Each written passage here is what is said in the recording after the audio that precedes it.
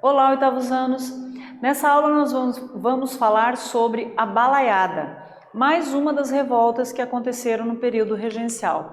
Vamos ver o objetivo dessa aula? Identificar os motivos que levaram à revolta da balaiada e compreender os seus resultados. Então, já podemos observar aqui no mapa a região onde aconteceu essa revolta, né? Então, durante o período regencial houve várias revoltas no sul, aqui na Bahia e aqui também no Maranhão. Nós vamos falar então especificamente da balaiada, tá? Instabilidade política durante o período regencial. O que você recorda sobre esse assunto?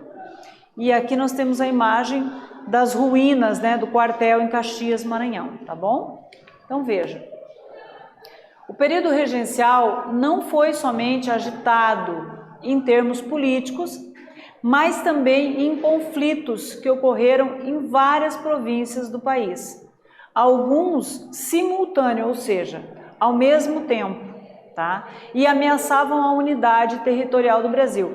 Então aqui nós vamos ter os lugares onde houveram revoltas, né, durante o período regencial. A cabanagem, aqui no Pará, de 1835 a 1840, a balaiada, que é a que nós vamos falar nessa aula, a sabinada aqui na Bahia e a Guerra dos Farrapos, que durou 10 anos aqui no Rio Grande do Sul e Santa Catarina, tá? Então veja, a balaiada foi uma luta popular que sucedeu na província do Maranhão durante os anos de 1838 a 1841. Por que essa luta popular ocorreu e qual foi o resultado? E aqui nós temos a imagem de escravos, tecendo os balaios, né, cestos. E aí nós já temos uma ideia por que o nome dessa revolta é balaiada, tá? As políticas no Brasil imperial geraram disputas e conflitos.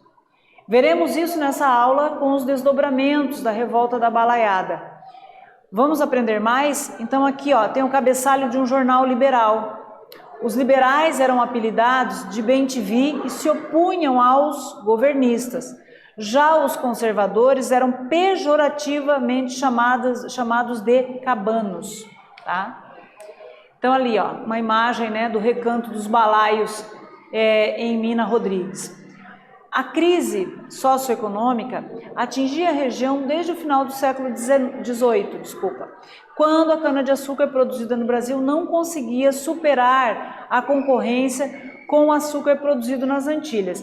É interessante só observar aqui que esse problema, essa crise do açúcar vai começar com a expulsão dos holandeses, né? Porque os holandeses vão levar toda a técnica e o conhecimento do plantio para as ilhas da América Central, para as Antilhas, né? E a partir dali, o nosso açúcar aqui, nossa economia açucareira entra em crise. Então veja, que essa crise já se estendia e continuava ainda, né? O algodão norte-americano foi outro concorrente do algodão produzido no Nordeste, arruinando qualquer tentativa de se reerguer a economia nordestina. Então, ou seja, a partir da expulsão dos holandeses, começa a ter problema na crise da nossa economia açucareira. Tentam com outra cultura que é o algodão, mas não conseguindo concorrer com o algodão dos Estados Unidos. Então, ou seja, a economia nordestina continuava prejudicada, tá? Vamos para a nossa atividade? Durante o período regencial, houveram várias revoltas no Brasil. Explique os antecedentes da balaiada. Oitavos anos, vocês vão copiar essa questão no caderno de vocês, vão responder a partir do que nós falamos aqui, né? Vão responder no caderno e nós voltamos daqui a pouco com a resposta.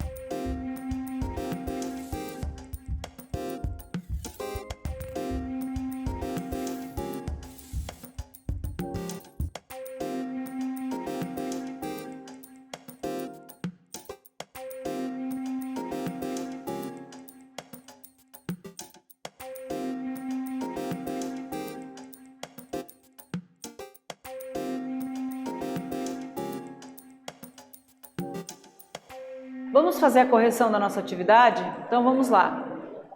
Durante o período regencial, houveram várias revoltas no Brasil. Explique os antecedentes da balaiada. A crise socioeconômica atingia a região desde o final do século XVIII, quando a cana-de-açúcar produzida no Brasil não conseguia superar a concorrência do açúcar produzido nas Antilhas. O algodão norte-americano foi outro concorrente do algodão produzido no Nordeste, ou seja, a condição socioeconômica foi determinante para que acontecesse a revolta da balaiada, porque os problemas que eles tinham, né, geraram essa revolta, ok? Então veja, na província do Maranhão, desde 1830 havia uma crise política e social. A economia também sofria com a queda das exportações do algodão e da perda de terras dos pequenos e médios proprietários, ou seja, vamos ver, agora colocar um outro ingrediente aí, que é a formação, então, dos latifúndios e a perda de terra pelos pequenos e médios proprietários, tá? Então, também gerava insatisfação, além da condição socioeconômica que não era agradável, né? Então, aqui nós temos uma imagem de como era a vida do nordestino naquele período. Veja, o poder na província do Maranhão foi dividido em dois grupos. Os bem-te-vis, que nós já falamos lá atrás, por conta do jornal, né? Cujo nome foi inspirado no jornal, que representava os anseios da população urbana, eram liberais e apoiavam a fase inicial da balaiada. Os conservadores lutavam contra a revolta. Por quê? Porque, na verdade, para os conservadores não havia necessidade de revolta, porque eles geralmente faziam parte da elite. Então, para eles, estava sempre tudo bem. Os mais humildes não precisariam se revoltar e deveriam, na concepção deles, aceitar essa condição, tá? O difícil contexto político, econômico e social da província do Maranhão levou à revolta popular denominada balaiada, que recebeu este nome porque um dos seus líderes, o Manuel Francisco dos Anjos, né, Ferreira, tinha o apelido de balaio por ser um artesão, fabricante de balaio, ó, como está mostrando aqui, né? Então, por conta disso, é que levou o nome de balaiada, ok? Veja, e uma outra questão aqui, que é até bom observar esse mapa, era a distância da capital do Império para o lugar da rebelião. Então, eles se sentiam sem apoio do Rio de Janeiro, sem apoio do governo imperial, né? Ó. Influenciado pelos ideais republicanos, começaram então a organizar revoltas contra o governo geral e seus representantes nos comandos das províncias, exigindo melhores condições de vida. Então, o pessoal aqui do Nordeste, eles se sentiam abandonados, por quê? Porque a própria distância, ela atrapalhava e impedia que o governo estivesse mais presente naqueles lugares, né? E aí, desassistidos, eles enfrentando esses problemas, obviamente que eles entenderam e viam como uma via possível de resolver os problemas a revolta, tá? Vamos para a próxima atividade. Como era dividido o poder na província do Maranhão? Então, pessoal, vocês vão copiar essa questão no caderno de vocês, tá? Vão responder a partir do que nós conversamos aqui e nós voltamos com a resposta.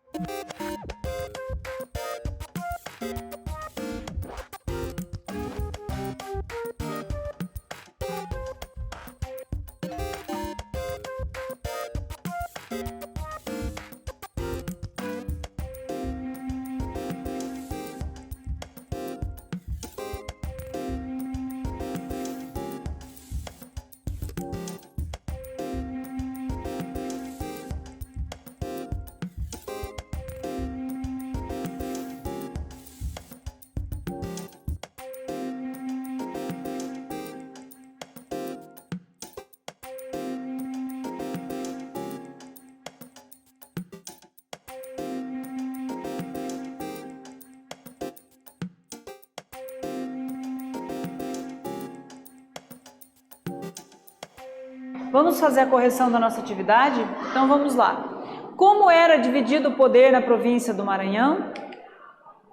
Era dividido em 2 grupos. Os bem-te-vis, cujo nome foi inspirado no jornal, que representava os anseios da população urbana. O grupo dos bem-te-vis era liberal, né? E apoiavam a fase inicial da balaiada.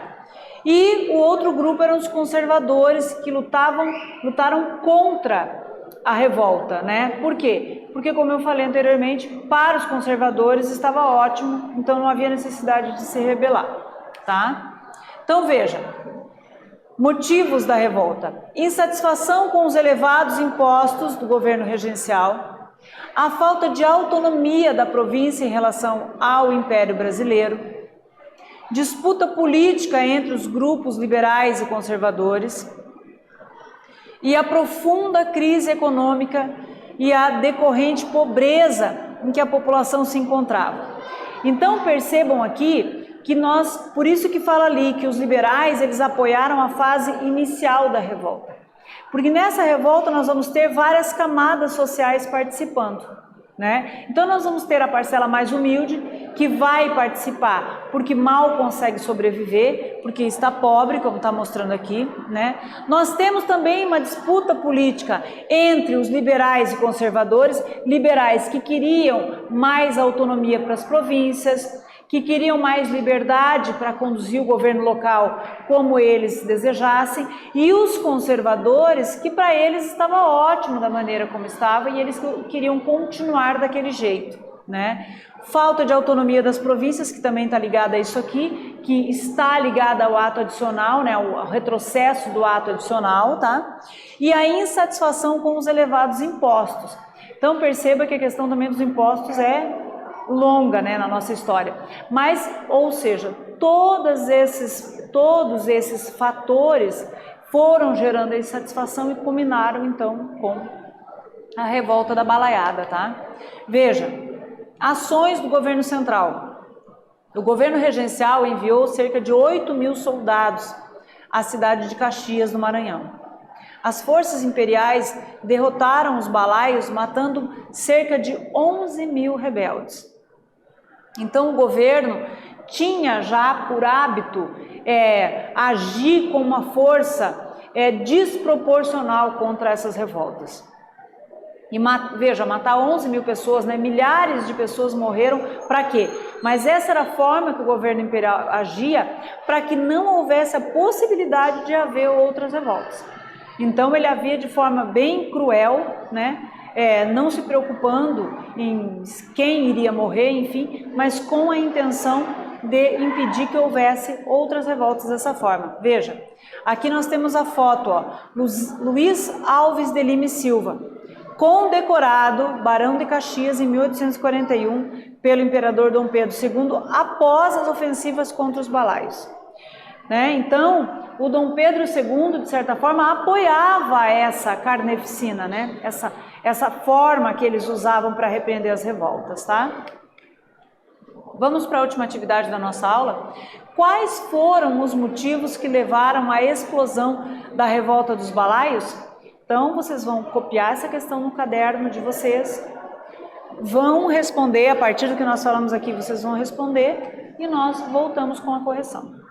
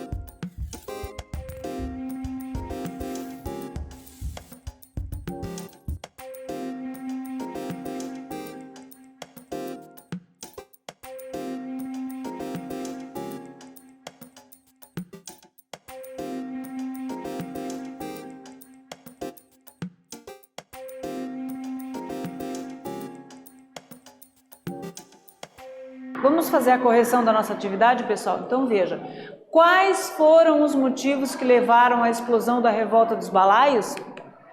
A insatisfação com os elevados impostos do governo regencial, a falta de autonomia da província em relação ao Império Brasileiro, a disputa política entre os grupos liberais e conservadores e a profunda crise econômica e a decorrente pobreza em que a população se encontrava. Então esses foram os motivos que levaram à revolta, à balaiada, né? Ok? Vamos fazer a retomada então da nossa aula, pessoal. Veja, vimos sobre a revolta da balaiada, um conflito ocorrido no Maranhão, que envolveu motivos políticos, econômicos e sociais, né? Então veja, aquela região já vinha, né, com uma economia prejudicada há bastante tempo. Por quê? Porque desde que os holandeses, né, foram expulsos do Brasil, levaram toda a técnica, o conhecimento do plantio do açúcar para as Antilhas, para as ilhas da América Central, e a nossa economia açucareira começou a entrar em declínio. Óbvio que foi buscada uma outra cultura que pudesse suprir isso, né, que pudesse voltar a lucrar.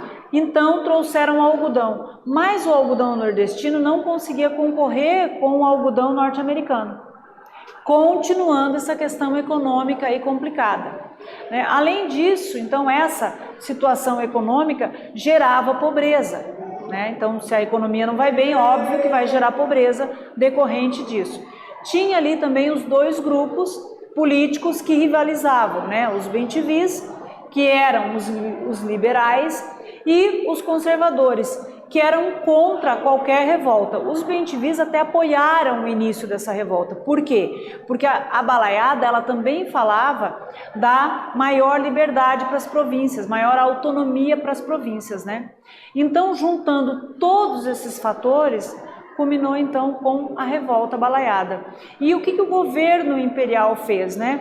O governo imperial vai tomar uma medida bem drástica, vai reprimir com muita força, onde morreram em torno de 11 mil pessoas, né? Para que não houvesse outra revolta no lugar. E essa atitude teve o apoio do Dom Pedro II, que ainda condecorou o Barão de Caxias pelo feito dele na balaiada.